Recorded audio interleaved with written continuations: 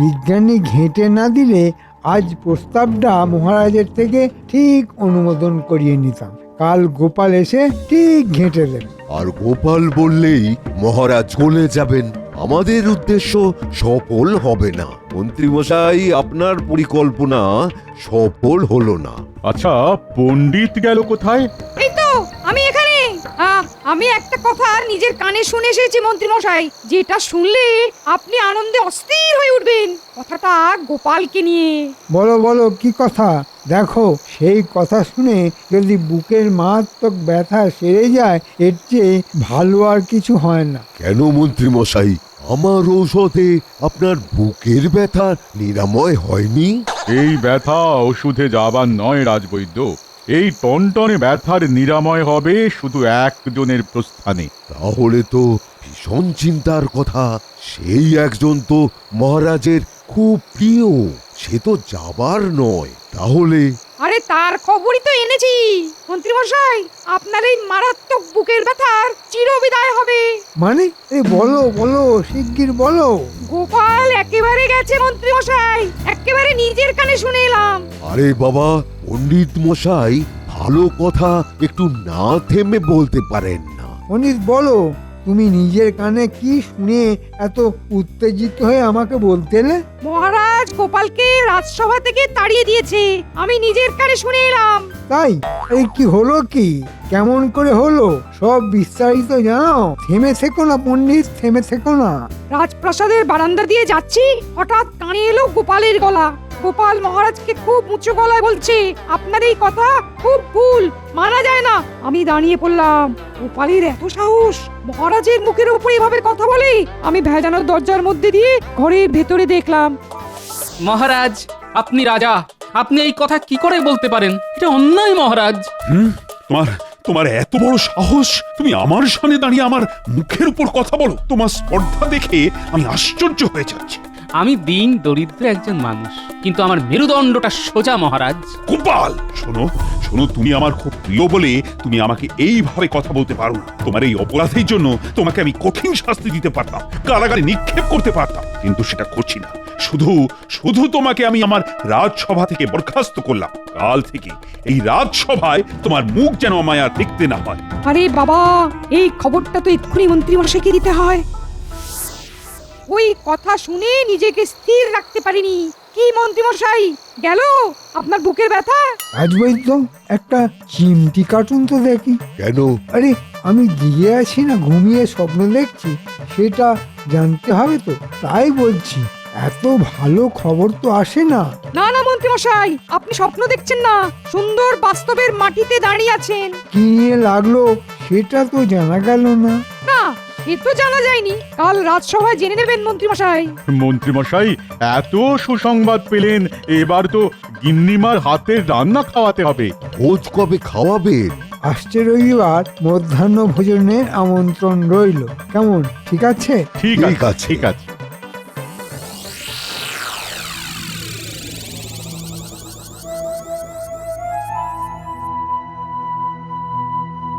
কি গো, রাজসভা থেকে এসে সেই যে ঘুম মেরে বসে রইলে, আর তো উঠলে না গো? এ ওঠো না, হাত মুখ ধোও। শোনো গিন্নি, কয়েকদিন আমরা দূরে কোনো নির্জন গ্রামে চলে যাব। জামা কাপড় গুছিয়ে নাও, ওই পূব গাঁয়ে যাব। ওখানে আমাকে কেউ দেখেনি, আমার নাম শুনেছে। ওখানে আমরা এখন থেকে থাকবো। এখানে থাকবো না? না, সে কি? মহারাজ আমাকে বরখাস্ত করেছেন। ও মা গো, কি হবে গো? কি খাবো গো? কয়েকদিন নয় প্রকৃতির হাওয়া খেয়ে কাটাবো। নাকি কান্না থামাও তো। কাজ চলে গেলে খাবো কি? কেন, আমাদের পৈতৃক পেশায় চলে যাব? কাজ জানি, না খাইয়ে রাখবো না। হ্যাঁ, কি হয়েছে জানতে পারি? নিশ্চয়ই পারো, তবে এখন নয়, পরে। এখন শুধু বোঁচকা বুচকি নিয়ে দুগ্গা বলে সকাল হতেই বেরিয়ে পড়বো। কোথায় যাবো? এই কৃষ্ণনগর থেকে দূরে, যেখানে আমাকে কেউ চেনে না, ওখানে কিছুদিন থাকবো। কিছুদিন মানে? তারপর কোথায় যাবো? তার পরের কথা পরে ভাবা যাবে গিন্নি। নাও নাও নাও গিন্নি, তাড়াতাড়ি বোঁচকা বুচকি গোছাও, তারপর একটু গড়িয়ে নাও। সকাল সকাল বেরোবো, বুঝলে? তোমার মনটা কি এখন একটু ভালো হয়েছে? আর মন, মনেরও সহ্যের একটা সীমা আছে। ভাঁড়েরও দুঃখ হয় গিন্নি, ভাঁড়েরও মন খারাপ হয়।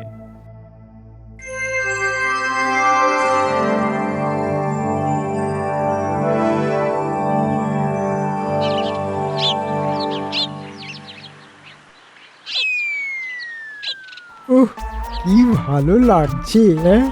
এবার নাটক করে গোপালের অনুপস্থিতির কারণটা জানতে হবে। মহারাজ, সভা শুরু হয়ে গেল, গোপাল এখনো এলো না। ও আর আসবে না, ওকে আমি বরখাস্ত করেছি। সে কি মহারাজ? কেন? আপনার এত কাছের মানুষ, আপনি এত ভালোবাসতেন। আরে রাজসভার কাজটা শুরু করো। আমাদের কি যেন বিষয় নিয়ে কথা হচ্ছিল কাল। ওই মাঠের ধারে অবাঞ্ছিত আস্তানা নিয়ে মহারাজ। ওই অবাঞ্ছিত আস্তানাগুলো আমাদের পরিষ্কার করতে হবে। এ সম্পর্কে আমি পরে সিদ্ধান্ত নেব। এ নিয়ে এই মুহূর্তে কোনো আলোচনাই হবে না। বাবা, বেশ ভালো একটা সময় ছিল, পথের কাঁটার গোপালটাও নেই। এই সময় যদি পরিষ্কার করার বরাতটা পেয়ে যেতাম, তাহলে বছরের শেষে কিছু উপরি হাতে আসতো। আচ্ছা, যদি আর কিছু আলোচনা না থাকে তবে আজকের মতো সভা মুলতুবি। আমি এখন বিশ্রাম নেব। হ্যাঁ, মহারাজের হলো কি? ব্যাপারটা সুবিধের দেখছি না। তবে কি মহারাজ গোপালের জন্য চিন্তা করছে? আমার আজ মন ভালো নেই, আর মন ভালো না থাকলে কোনো কাজেই যে মন লাগে না। কিছুদিন আমি আর রাজসভায় আসবো না, আর খুব প্রয়োজন না হলে আমাকে আর ডাকবেও না। তাহলে আপনার অবর্তমানে আমি রাজসভার কাজ করি, মানে আমি তো আপনার মন্ত্রী, আর মন্ত্রী মানে মহারাজের ডান হাত। তুমি থামো তো। আমার অবর্তমান মানে আবার কি? আমি প্রাসাদে থাকবো, খুব প্রয়োজনেই আমাকে একমাত্র ডাকবে, বুঝেছো? বুঝেছি মহারাজ, মহারাজের মন আর মর্জি বোঝা ভার। ব্যাপারটা কি বলুন তো মন্ত্রী মশাই? মহারাজের ভাবগতিক ঠিক সুবিধের লাগছে না। মনে হয় কোনো কারণে খুব বিচলিত। বিচলিত হওয়ার কারণ কি গোপাল? ঘুরে ফিরে সেই গোপাল চলে গিয়েও ছায়া রেখে যায়, কিছুতেই যায় না। মন্ত্রীমশাই, বলি কি, একদম চিন্তা করবেন না। প্রথম মহারাজের একটু ওই রকম দুঃখ দুঃখ ভাব থাকবে, তারপর ঠিক হয়ে যাবে। এটা আমার গণনা বলছে। তোমার গণনা? আর কি কি বলছে রাজ্যোতিষী? আমার ব্যাপারে তুমি কিছু আগাম জানাতে পারো? আপনার এখন খুব ভালো সময়, যেখানে হাত দেবেন সেখানেই সোনা ফলবে। কিন্তু সোনা তো ফললো না, মহারাজ তো ধমক দিলেন। আরে আমি তো এই মাত্র গণনা করলাম, ঠিক এই মুহূর্ত থেকে আপনার শুভক্ষণ শুরু হবে। কাল থেকে দেখবেন আপনার ভাগ্য আপনাকে কোথায় নিয়ে যায়, দেখবেন। বলছো? বুকটা খুব হালকা লাগছে। তাহলে কাল থেকে আমার ভাগ্যের তবলা ঠিকঠাক বাজবে বলছো? একদম তালে বাজবে। তেরে কেটে কেটে তা খাস্তা খাস্তা দ্রিমি দ্রিমি দ্রিমি দ্রিম, আসছেই শুভ দিন। শান্তি।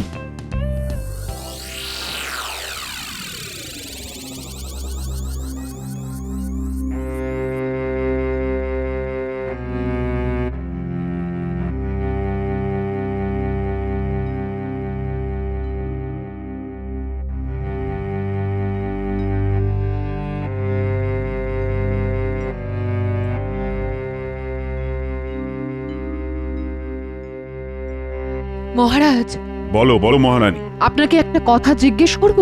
তা এত সংশয় নিয়ে প্রশ্ন করছো কেন? যা জিজ্ঞেস করবে নির্ভয় জিজ্ঞেস করো। গোপালকে কি আপনি আপনার সভা থেকে বহিষ্কার করেছেন? হ্যাঁ, করেছি। কিন্তু কেন মহারাজ? গোপালের অপরাধ? গোপাল আমার সাথে তর্ক করেছে। ঘটনাটা কি আমাকে বলা যাবে মহারাজ? মহারানী, সেদিন রাজসভায় মন্ত্রী একটা প্রস্তাব এনেছে, গোপাল সেদিন ছিল না। মহারাজ, আমাদের রাজ্যের মধ্যে মাঠের ধারে যে অবাঞ্ছিত আস্তানাগুলো বংশ পরম্পরায় রয়েছে, সেগুলোকে ভেঙে ওখানে বেশ সাজানো গোছানো বাজার করলে ভালো হয়। তাতে আমাদের রাজস্ব বাড়বে, রাজকোষে অর্থ আসবে। খুব ভালো প্রস্তাব মহারাজ। তাতে আমাদের রাজ্যের সৌন্দর্য বাড়বে। মন্ত্রী মশাইয়ের প্রস্তাবকে আমি পূর্ণ সমর্থন দিলাম। বিজ্ঞানী, তুমি চুপ কেন? তোমার কি প্রস্তাবটা ভালো লাগেনি? না মহারাজ, প্রস্তাবটা ভালো, তাতে সন্দেহ নেই, কিন্তু একটা কথা আছে মহারাজ। এর মধ্যে তুমি আবার গোপালের মতো কিন্তু খুঁজে পেলে? না না না না না, তুমি বলো বিজ্ঞানী। আর তোমার যেন কোথাও খটকা লাগছে বলে মনে হচ্ছে। মানে যারা ওখানে এতদিন ধরে আছে তারা যাবে কোথায়? মানে তাদের তো পুনর্বাসন দিতে হবে মহারাজ। কেন? ওরা তো নিয়ম বহির্ভূতভাবে আছে। যারা বেআইনিভাবে ঘর করে থাকবে তাদের পুনর্বাসন দেবার কোনো মানে নেই। মন্ত্রীর কথাটা আমার মনে ধরলো, আর আমি মনে মনে ঠিক করে নিলাম যে অস্থায়ী ঘরগুলো ভাঙব। রাতে যখন আমি বিশ্রাম করছি, ঠিক তখন গোপাল এলো।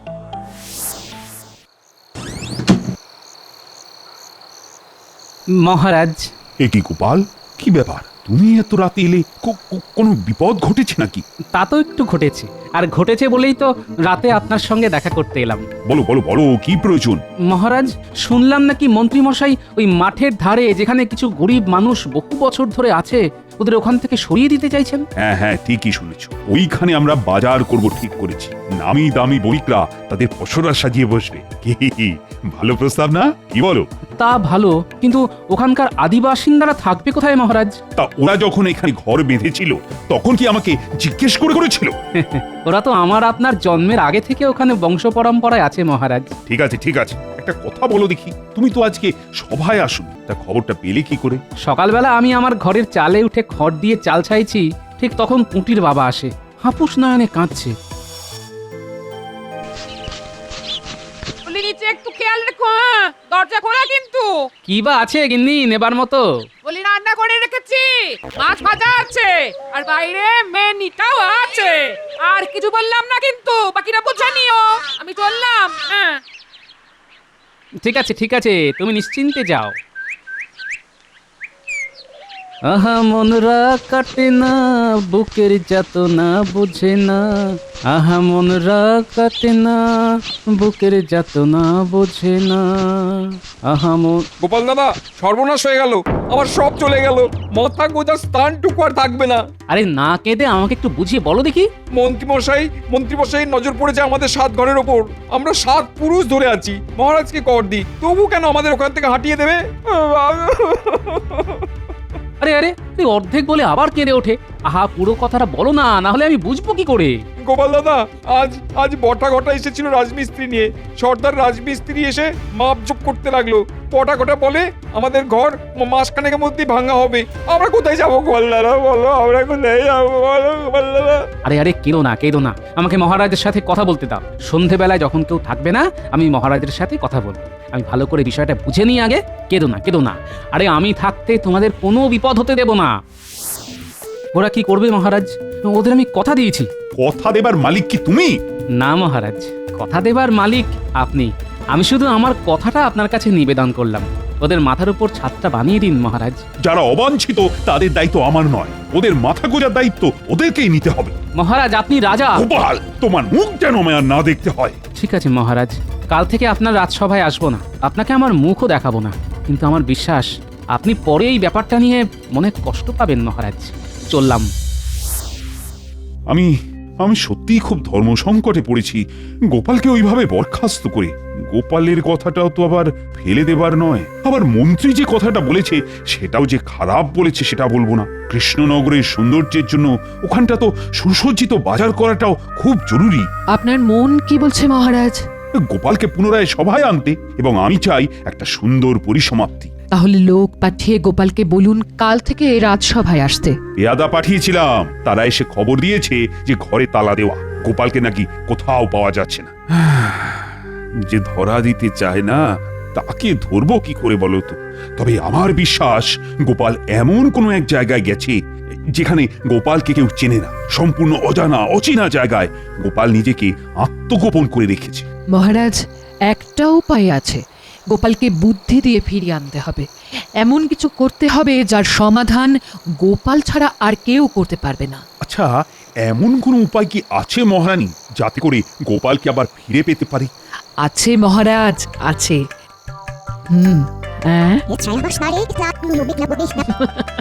বাহ বাহ রানী, বাহ, দারুণ দারুণ। আমি কাল সকালে ঢেঁড়া পিটিয়ে রাজ্যের প্রতিটি কোণে এই কথা জানাবো।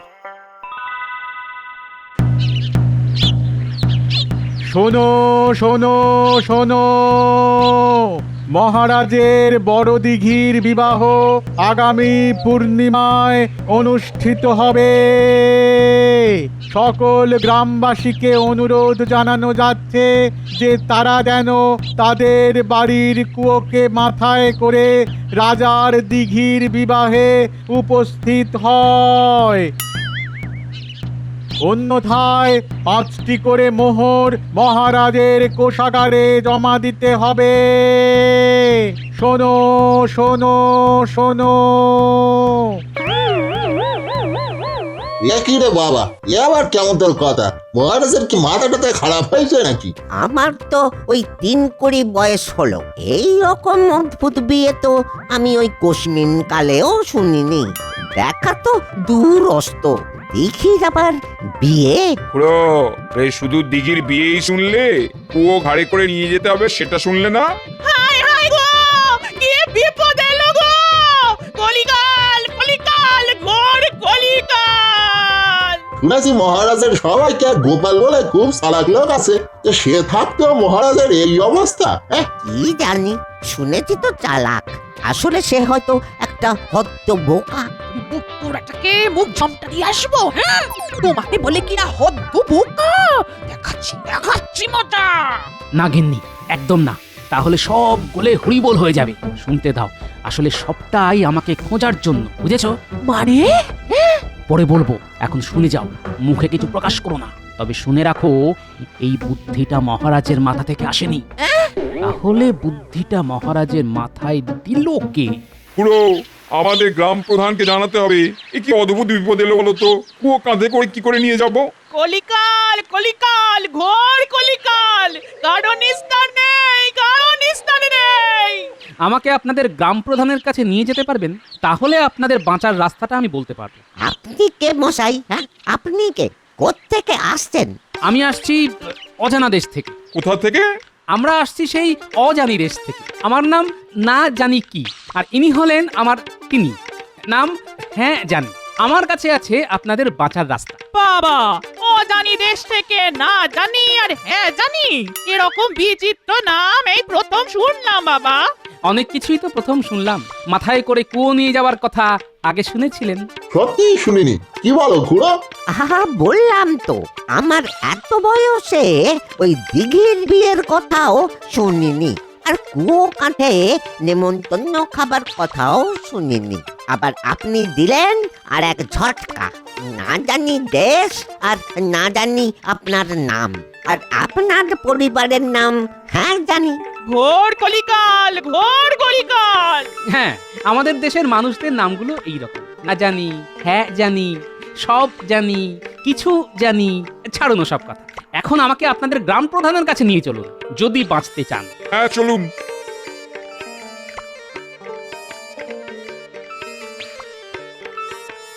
মহারাজের ঢেঁড়া শুনে মাথাটা কেমন ঘুরতে শুরু করেছে। কুয়ো কাঁধে করে দিঘির বিয়ে খেতে যাবার মতো অসম্ভব কথা মহারাজের মাথায় এলো কি করে? আপনার সাথে এই ব্যাপারে কথা আছে গ্রাম প্রধান। আপনি কে? আপনাকে তো এই গ্রামে আগে দেখিনি। আমি অনেক দূর থেকে আসছি, সেই 3 নয়ের মাঠ পেরিয়ে 3-10 রাজ্যের অজানি দেশ থেকে। আমার নাম না জানি কি, আর ইনি হলেন আমার পরিবার, নাম হ্যাঁ জানি। আমি এসেছি আপনাদের এই ভয়ঙ্কর সমস্যা থেকে উদ্ধার করতে। মানে মহারাজের দিঘির বিয়ে? হ্যাঁ গ্রাম প্রধান, আপনি যাবেন মহারাজের কাছে গ্রামের কিছু মানুষকে নিয়ে, বলবেন মহারাজ, মহারাজ, আমরা আসছি পূব গাঁ থেকে, আপনার নিমন্ত্রণ আমরা স্বীকার করলাম মহারাজ। কিন্তু শর্ত জানো তো? জানি মহারাজ, জানি। আমাদেরও একটা শর্ত আছে মহারাজ। আচ্ছা বেয়াদব তো তোমরা, মহারাজকে শর্ত দাও। মন্ত্রী, ও তুমি বুঝবে না। নাও নাও নাও, শিগগির তোমাদের শর্ত বলো। শিগগির বলো, আমি তোমাদের শর্ত শুনতে চাই। মহারাজ, আমাদের শর্ত হলো, আমাদের কুয়োগুলো খুব ধরেছে যে যার বিয়ে সেই আপনার দিঘি যেন তাদের এসে নিমন্ত্রণটা করে যায়। ওই ঢেঁড়াওয়ালার নিমন্ত্রণ সে নেবে না, দিঘিকে আসতে হবে আমাদের পূব গাঁয়ে। তাই এই শর্তটা কে শিখিয়েছে? গ্রাম প্রধান? এটা তো তোমার বুদ্ধি নয় বাবা, কে শিখিয়েছে? কে আর শেখাবে? আমার শত্রু ছাড়া ভালো লাগে না। রাজ্যতীষীর গণনা কিছুতেই মেলে না। মহারাজ, সে বড় অদ্ভুত মানুষ, অজানি দেশ থেকে এসেছেন, নাম না জানি কি, ওনার পরিবারের নাম হ্যাঁ জানি। গোপাল গোপাল আমার গোপাল, অবশেষে ধরা দিলে তুমি। ও প্রধান, তোমাদের কাছে যে মানুষটা গেছে না, ওই না জানি না কি নাম বললে না, ও আসলে আমার সবার সবচেয়ে বুদ্ধিমান মানুষ, গোপাল, গোপাল ভাঁড়। প্রধান প্রধান তুমি লোক পাঠাও, গোপালকে সসম্মানে নিয়ে আসো। আর তোমাদের পুবগায়ের প্রতিটি লোকের কাল এই প্রাসাদে নিমন্ত্রণ। মন্ত্রী, আয়োজনের দায়িত্ব কিন্তু তোমার। দেখো নিমন্ত্রিতরা যেন অসম্মানিত না হয়। কাটা ঘায়ে নুনের ছিটে, হ্যাঁ? আয়োজনের ত্রুটি হবে না মহারাজ।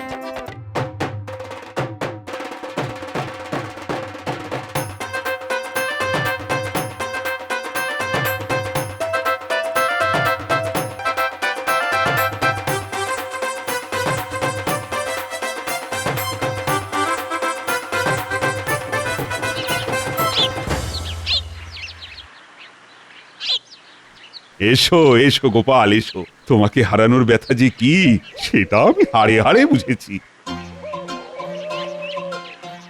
প্রণাম নয়, বুকে এসো গোপাল, বুকে।